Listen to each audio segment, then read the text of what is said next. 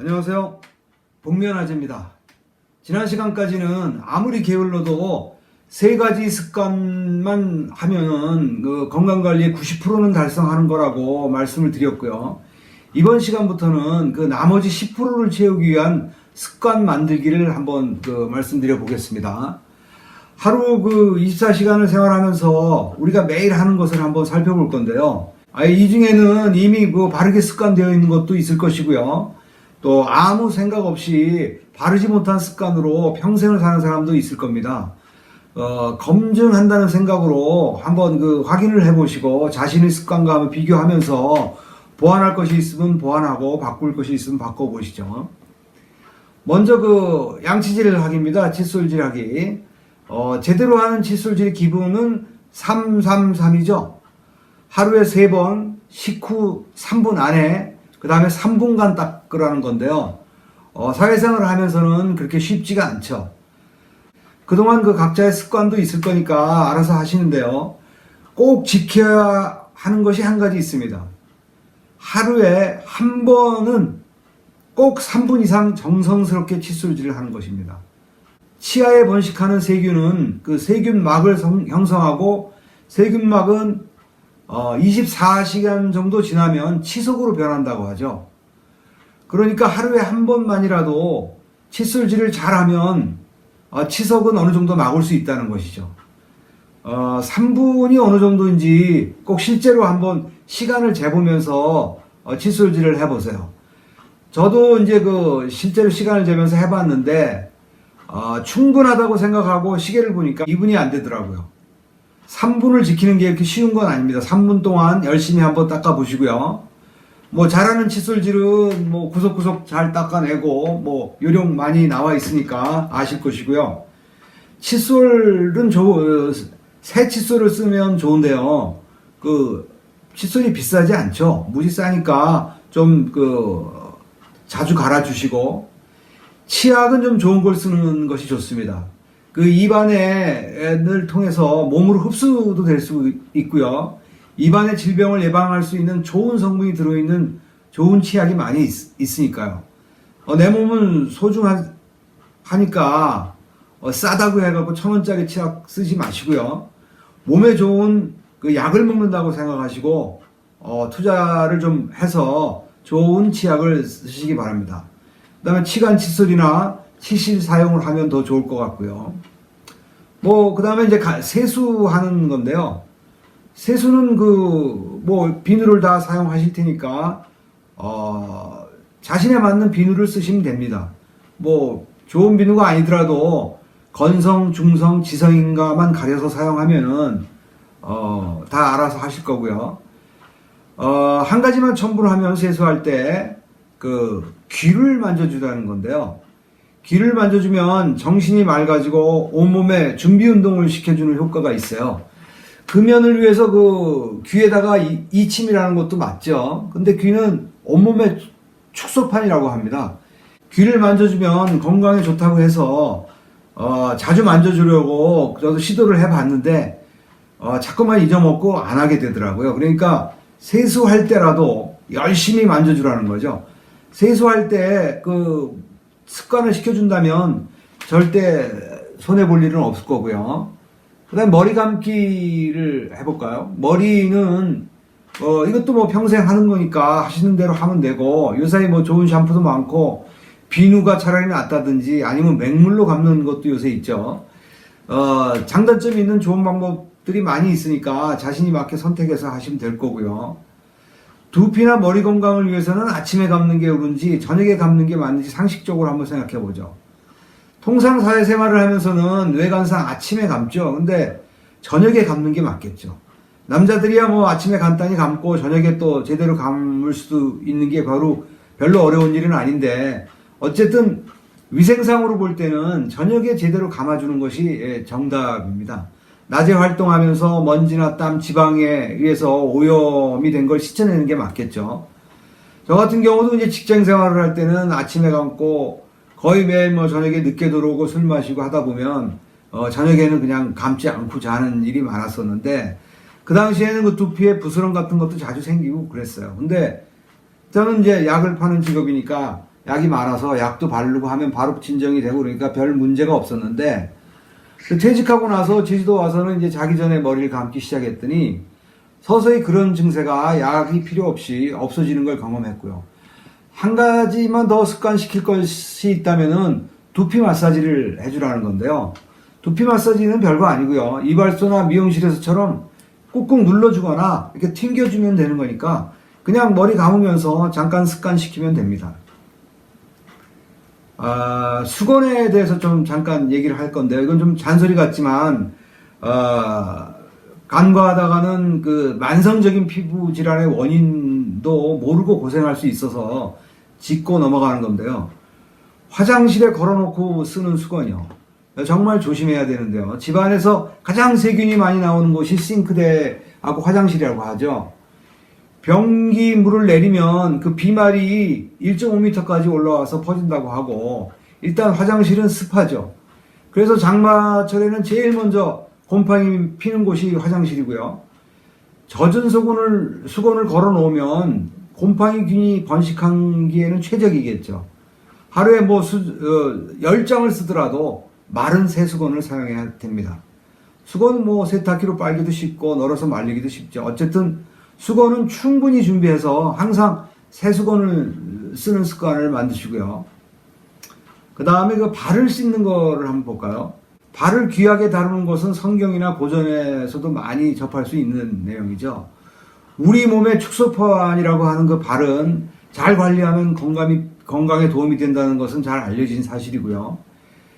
발 마사지가 세계적으로 성업하고 있는데 효과가 있으니까 장사가 되는 거겠죠. 생활 속에 소홀하기 쉬운 발 마사지 만져주기를 습관할 필요가 있는데요. 우리는 저녁에 씻고 엎드려서 이렇게 만지고 하기가 힘들죠. 그러니까 욕실에 목욕탕 의자를 하나 갖다 놓으시면 됩니다. 편안하게 앉아서 만져주고 주물러주고 하기가 훨씬 의자가 있으면 편하죠. 발바닥에는 그 동양의학에서 가장 중요한 경혈 중에 하나로 그 용천이라는 지압점이 있는데요. 발을 만지면서 이것을 눌러주시면 좋겠죠. 이번에는 통상 하루에 3번 식사하는 것에 대해서 살펴보죠. 아침은 꼭 먹으라든지 현미냐 흰밥이냐 어떤 음식을 하는 것들은 정보가 많으니까 알아서들 참고하시고요. 식습관도 그렇게 쉽게 바뀌지가 않으니까 상식적으로 몇 가지만 짚어보겠습니다. 우선 자주 회자되는 칼로리라는 것이 있죠. 1kcal는 물 1kg을 1도씩 올리는 데 필요한 에너지의 양이랍니다. 라면의 칼로리를 측정할 때는 분열량계니 이런 기계에 넣고 수프를 포함해서 전체를 가열을 시켜서 옆에 물이 데워지는 전체를 태워서 나오는 에너지를 측정하는 건데 이것을 다 섭취해서 몸에 완전히 흡수가 돼야만 그 칼로리를 섭취하는 게 되겠죠. 그다음에 칼로리 소모는 몇 킬로를 걸으면 얼마가 소모되고 또 이런 식으로 산수를 해서 더하기 빼기를 하는데 상식적으로 저는 잘 이해가 안 돼서요. 사람마다 흡수하는 게 다 틀릴 텐데요. 장이 안 좋아서 흡수를 덜 할 수도 있고요. 우유가 안 받는 사람은 설사를 해서 거의 흡수를 못 할 수도 있고요. 칼로리를 소모하는데도 4km를 걷는다 그러면 아무 힘도 들이지 않고 쉽게 걷는 사람도 있을 수 있고요. 허약한 사람은 엄청 힘들 수도 있는데 같은 칼로리를 소모했다고 말할 수는 없겠죠. 그러니까 칼로리는 단지 비교해서 참고하는 자료로 사용하면 될 것 같고요. 적당히 습관대로 먹고 자신이 잘 알죠. 누구보다도. 요즘 좀 먹고 안 움직였더니 몸이 불었다면 좀 덜 먹고 더 움직이면 되겠죠. 또 한 가지는 꼭꼭 씹어 먹으라는 것인데 쉽지 않죠. 그래서 식사를 할 때 다소 간단하고 질긴 반찬을 먹으면 됩니다. 무말랭이 같이 괜찮은 반찬인데요. 무는 전에도 한번 말씀드렸듯이 밭에서 나는 인삼이라고 할 정도로 좋죠. 말리면 칼슘도 늘어나고 항암 성분이라는 니그닌이 더 늘어나서 좋다고 하니까 식사를 하실 때 질긴 나물이나 이런 무말랭이 같은 것을 같이 먹으면 오래 씹을 수 있고 건강에 좋죠. 외식할 때 주의사항을 한 가지만 더 얘기를 하죠. 집에서 그 설거지를 잘 한다고 해도 어쩌다 보면 깨끗하지 않은 걸 발견할 때가 있죠. 또 집에서 요리할 때 좋은 재료를 잘 장만한다고 해도 세균이나 벌레가 들어가는 경우도 있고요. 식당에서는 과연 얼마나 깨끗하게 할지 누구도 장담 못하죠. 그래서 외식할 때는 생음식이 아닌 충분히 익힌 음식을 드시는 게 맞는 것 같습니다. 그리고 이제 그 식사할 때 밥에 너무 연연하지 말라는 것인데요. 외국에서는 고기를 먹으면 대부분 고기로 배를 채우죠. 생선 요리를 먹으면 생선으로 배를 채우고, 우리는 밥이 아니면 식사를 안 한 걸로 생각하죠. 한식에도 몸에 좋은 반찬이 무지 많으니까 밥의 비중을 줄이는 습관이 좋겠죠. 자, 뭐 그냥 지금 얘기하는 거는 그냥 상식적인 얘기들이고, 그냥 뭐 나한테서 조금만 바꿀 수 있는 거가 있으면 바꾸면 됩니다. 잘 먹었으면 잘 배설하면 건강에 대해서는 걱정할 필요가 없다고 하는데, 자, 이제 잘 배변하는 것에 대해서 이 얘기를 해볼게요. 하루에 몇 번 대변을 보는 것이 정상일까요? 배변은 일주일에 7 내지 14회가 적당하다고 합니다. 즉 하루에 한 번 또는 두 번은 정상이라는 거죠. 단 규칙적으로 배변하면 하루에 2번씩 배변을 하더라도 정상이라는 것인데요. 하루에 2번을 습관적으로 배변한다면 수분 섭취만 제대로 했다고 보면 딱딱한 배변을 볼 수가 없겠죠. 당연히 묽은 변을 보게 되는데 이것을 설사라고 생각해서 안 좋은 거 아닌가 걱정하는 사람도 있어요. 근데 설사는 병적인 설사는 두 가지로 크게 나눌 수가 있는데요. 세균성 설사하고 기능성 설사입니다. 세균성 설사는 말 그대로 세균에 감염돼 갖고 설사를 일으키는 것인데요. 급성으로 수차례 설사를 하거나 설사 시에 장벽에 점액이 변해 섞여 나오기도 하고 심하면 피가 섞여 나오기도 하죠. 기능성 설사는 장 운동이 빨라지면서 수분이 흡수가 안 되고 바로 이제 빠지니까 그대로 배변되는 것을 얘기합니다. 어떤 설사를 하든 설사를 할 때는 수분을 계속 섭취를 해야 되는데요.